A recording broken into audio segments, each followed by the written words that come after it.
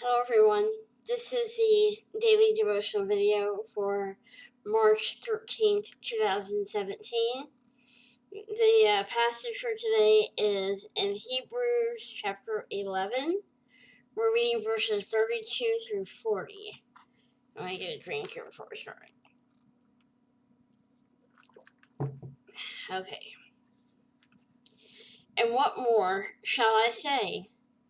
For the time would fail me to tell of Gideon and Barak and Samson and Jephthah, also of David and Samuel and the prophets, who through faith subdued kingdoms, worked righteousness, obtained promises, stopped the mouths of lions, quenched the violence of fire, escaped the edge of the sword, out of weakness were made strong, became valiant in battle, turned to flight the armies of the aliens.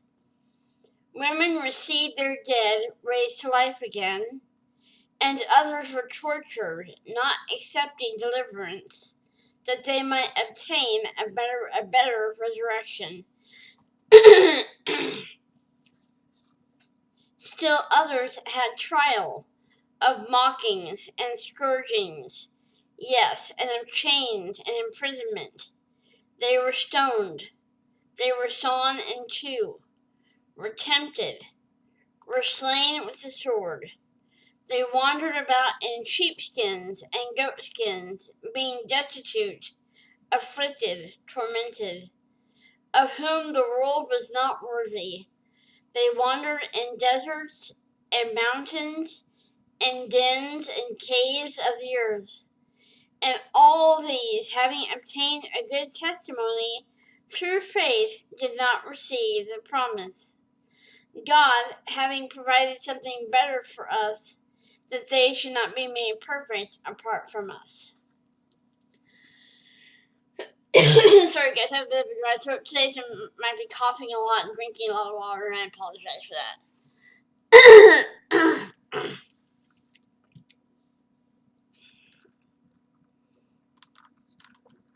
that.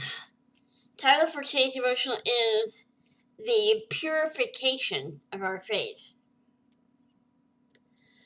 Although most of us would love to have the heroic faith of the men and women mentioned in Hebrews 11, few of us are willing to go through the process God uses to develop this kind of trust. We love reading about the great victories and accomplishments of those who relied upon the Lord, but we cringe at the descriptions in verses 36 to 38. Though none of us wants to go through horrible situations, God uses adversity to purify our faith. Picture the Lord as a master sculptor standing before a block of marble. That slab is you. Envisioning the hidden work of art within the rock, he lovingly and carefully chips away at everything that does not fit the masterpiece he's creating.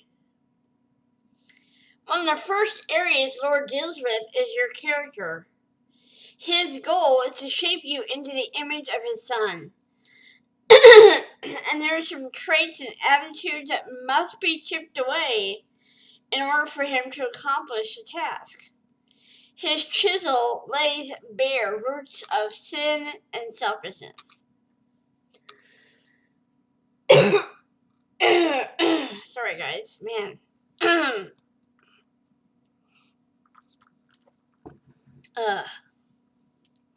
When anything or anyone becomes more important to us than the Lord, we have an idol in our life.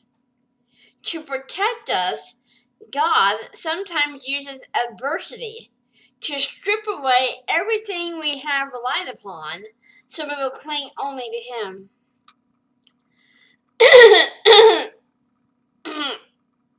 Man, the chisel hurts. Sometimes it feels as if God is taking away everything we hold dear. Unless you understand His goal and believe He's working for your good, you'll think He's cruel. But if you trust Him and yield to His shaping tool of adversity, your faith will be purified and strengthened through affliction. That is awesome.